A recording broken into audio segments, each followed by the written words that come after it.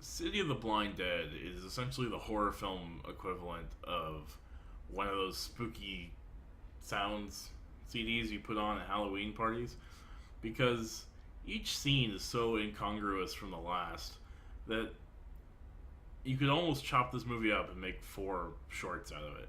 There's three or four different groups of protagonists. One of them never even crosses paths with the others. It's like three old dudes in a bar, like Tremors style, and uh, they end up getting attacked by zombies. But they never meet any of the other characters for whatever reason.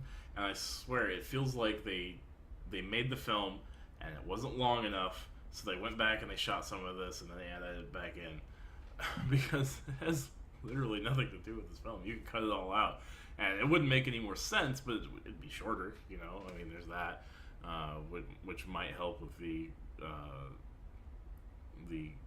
congruousness of it. But what it does have in spades is atmosphere, and each like horrible scene of people getting killed or uh, or zombies rising from the grave or uh, scary priests, like they're all just sort of like different rooms in a haunted house. And this is the film I would put on during a party, and just like everybody ignores the talking bits, and then when the girl shows up and starts barfing her guts out, like that's when everybody pays attention, and that was a very impressive stunt, and there's a lot of it in this film.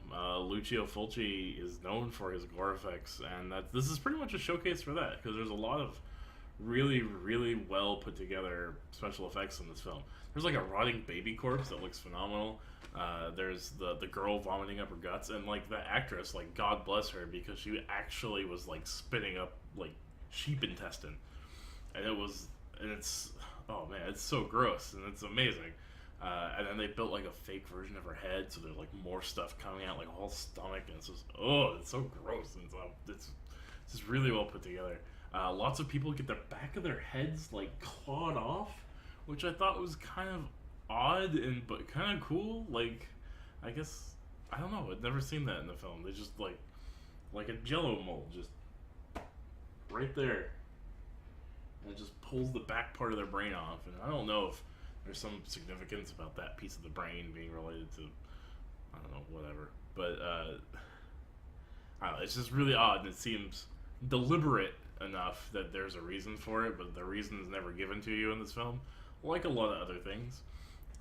They talk about how this priest who hung himself in the village of Dunwich, of course, opened up a gate to hell somehow by killing himself in a graveyard. Which I guess, if you're gonna open a hell gate, being a priest and then hanging yourself in a graveyard sounds correct. That's something you'd expect from like a Diablo game. And then the film doesn't really deliver on a Hellgate. Like, the last 15 minutes are actually kind of cool because two of the protagonists are like climbing through this like crypt and down into a tomb where the priest was supposedly buried.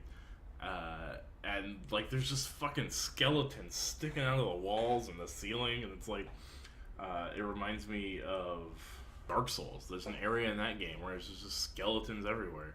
And here it's actually a really well put together set, and like it's like a thought out area, and I wish that more of the film would have taken place there. But the whole film concludes in a pretty great way because, dude, one of the protagonist guys, I think he's a psychiatrist or something, they're facing the priest at this like pit, which I guess the pit could be the Hellgate, but if you're gonna make a Hellgate in your film, you should really, put some special effects to it. Let people know that's a fucking Hellgate.